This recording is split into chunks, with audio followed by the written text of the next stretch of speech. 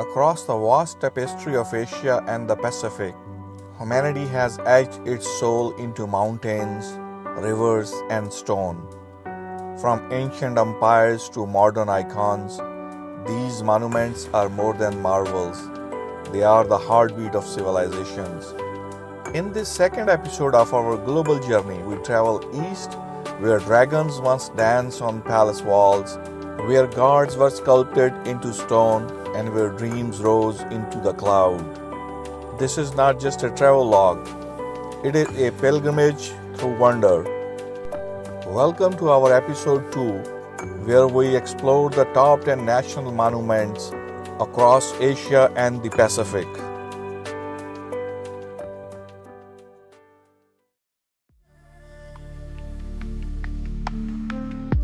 It stretches over 13,000 miles across deserts, mountains, and rivers, a dragon carved into the earth, the Great Wall of China.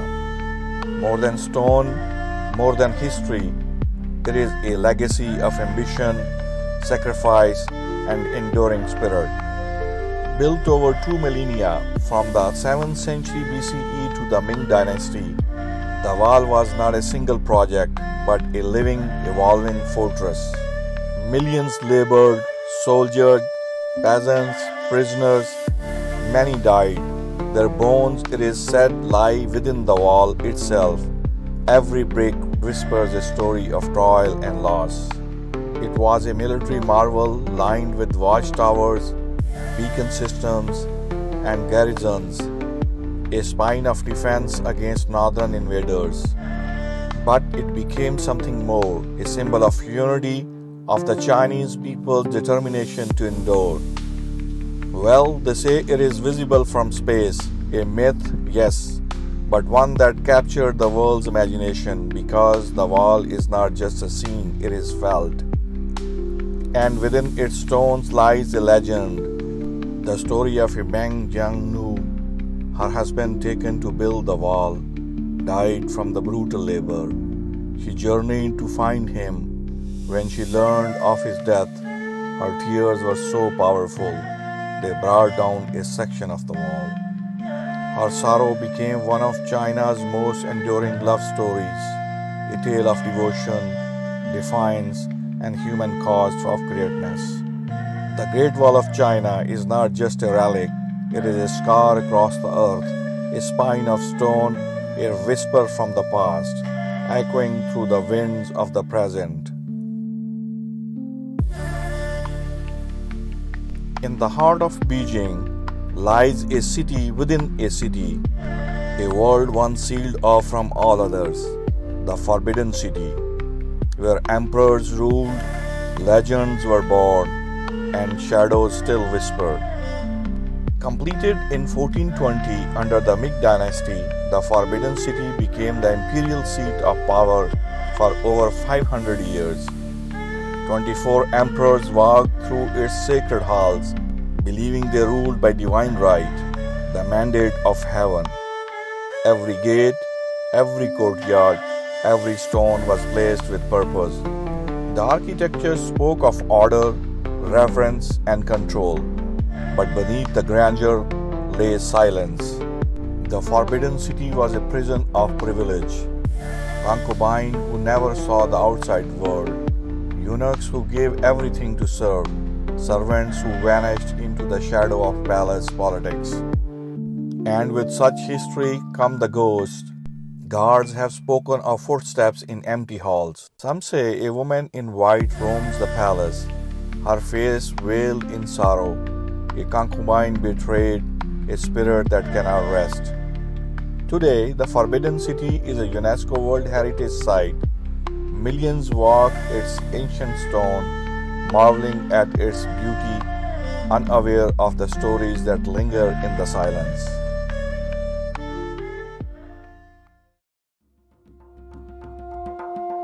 In the heart of Agra, India, rises a vision in white marble. A palace not of power but of love, the Taj Mahal, built not for a throne but for a tomb, not for conquest but for memory.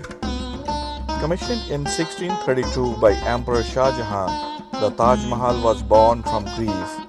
His beloved wife Mumtaz Mahal died during childbirth. Her passing shattered the emperor's soul.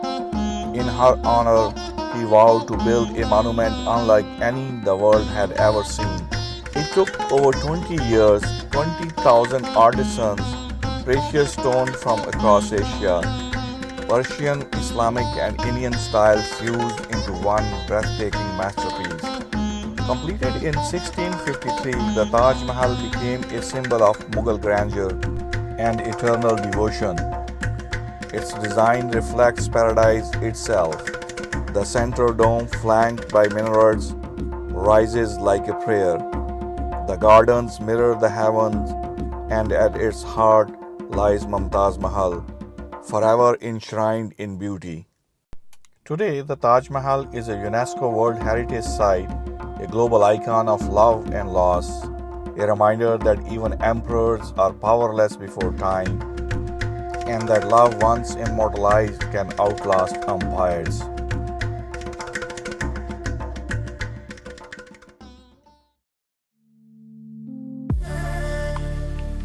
In the jungles of Cambodia, a temple rises like a dream from stone. Angkor Wat, the largest religious monument on earth, a place where gods once walked and legends still linger.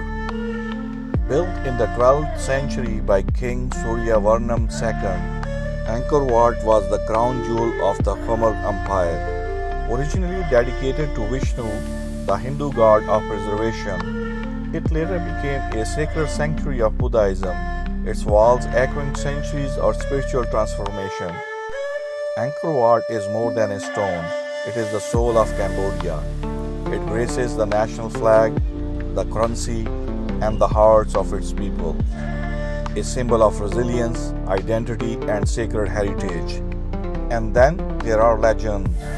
Locals say Angkor Wat was built overnight by divine architects.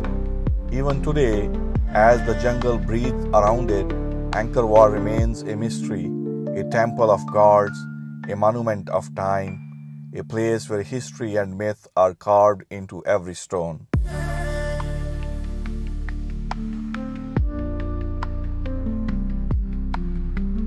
High in the Himalayas, where the sky meets the soul, stands a palace of devotion and power. Potala Palace, 13 stories of sacred stone echoing centuries of spiritual legacy. Built in the 17th century by the 5th Dalai Lama, Potala Palace became the winter residence of Tibet's spiritual leader. But its story began long before, with the vision. Tibet's first Buddhist king, Songtsen Gampo, saw a white stupa in a dream, glowing atop the red hill. He believed it was a divine sign, and so the site was chosen not by man, but by destiny. Locals believe the palace was built by divine architects overnight. How else, they ask, could such majesty rise so swiftly, so perfectly, so impossibly? Today, Potala Palace stands as a UNESCO World Heritage Site, a beacon of peace, resilience, and sacred memory. It is not just a building, it is a bridge between heaven and earth.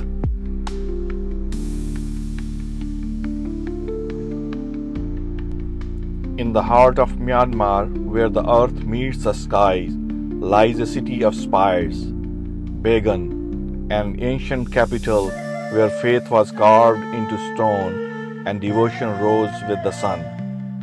Between the 9th and 13th centuries, Bagan was the capital of a powerful kingdom, a golden age of Burmese culture where kings and monks shaped a civilization rooted in spiritual pursuit. Over 2,000 temples still stand, each a testament of artistry, faith, and the relentless rhythm of devotion. From the grand pagodas to humble shrine, Bagan became a sacred landscape unlike any other. Legend says King Anuratha built a temple for every day of his reign, a city of spires born from a king's vow to spread Buddhism across his land. Today, Bagan is a UNESCO World Heritage Site, a sacred city where time stands still and the devotion of centuries still echoes in the wind.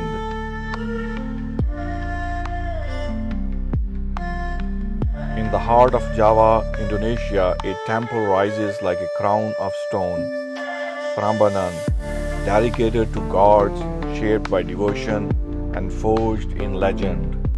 Built in the 9th century, Prambanan is Indonesia's largest Hindu temple complex, a sacred tribute to three Murti, Brahma, the creator, Vishnu, the preserver, and Shiva, the destroyer. Its architecture is breathtaking. Towering spires reach toward the heavens, walls carved with the epic tales from the Ramayana. Every stone speaks of artistry, faith, and cosmic balance. And then there is the legend. Prince Bandung, in love with Princess Roru, was challenged to build 1,000 temples in one night to win her heart. He summoned spirits and nearly succeeded, but the princess, fearing marriage, tricked him, lighting fires to mimic dawn and ending the spell. Enraged, the prince cursed her. She turned to stone, forever enshrined as the final statue in the temple. A tale of love, betrayal, and transformation. Today, Pramabanan is a UNESCO World Heritage Site, a place where myth and history intertwine, where gods are honored and legends live on.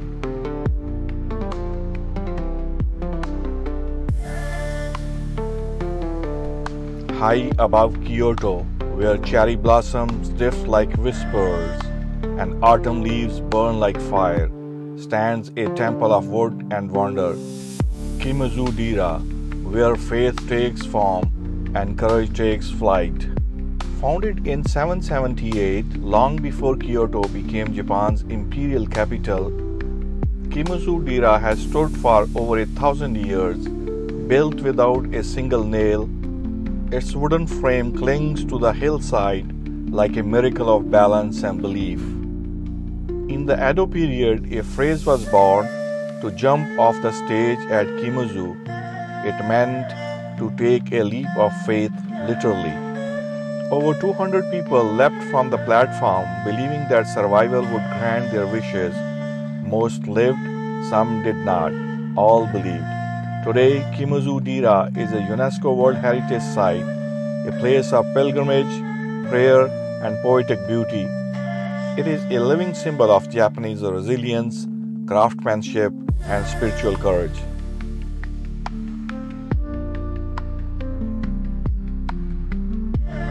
On the edge of the Pacific, where water meets wonder, rises a masterpiece of modern design, the Sydney Opera House, an icon of creativity, courage, and the spirit of Australia. Designed by a Danish architect John Orson and completed in 1973, the Opera House was unlike anything the world had seen, inspired by the simple act of peeling an orange. Orson envisioned each shell as a segment of a sphere, organic, elegant, and bold. Its sail-like forms evoke Australia's maritime soul. Its stages host the world from opera to ballet, symphony to spoken word. It is not just a building, it is a beacon of global performance. The Sydney Opera House is a place where stories are told, where voices rise, and where innovation finds its home. It is a living monument to the power of art and the courage to dream differently.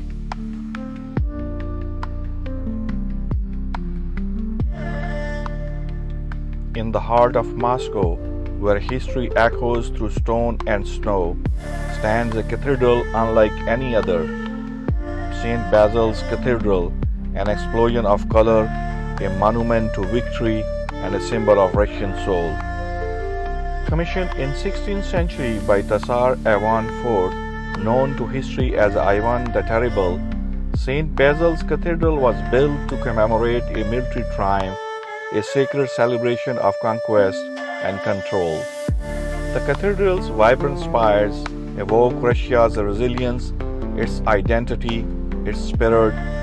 It is not just architecture, it is emotion frozen in form. But beauty came at a price. Legend says Ivan was so awed by the cathedral's brilliance, he ordered the architect to be blinded so that such beauty could never be built again.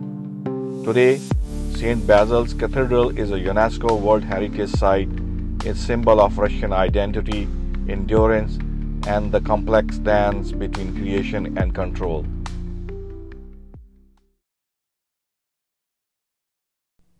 From the misty peaks of Tibet to the coral shores of Sydney, we have journeyed through Asia and the Pacific, where monuments rise not just from stone but from spirit. These sacred places whisper the stories of emperors and architects, of love and loss, of faith and fire. They are not just destinations, they are experiences, places to feel, to remember, and to be transformed. But our journey is far from over. In our next episode, we cross oceans to Americas, where ancient civilizations carved cities into mountains and modern nations built icons of freedom and faith. Join us as we uncover the soul of Americas, one monument at a time. Now it's time to say goodbye. Till the next time. Don't forget to like and subscribe for more travel adventures.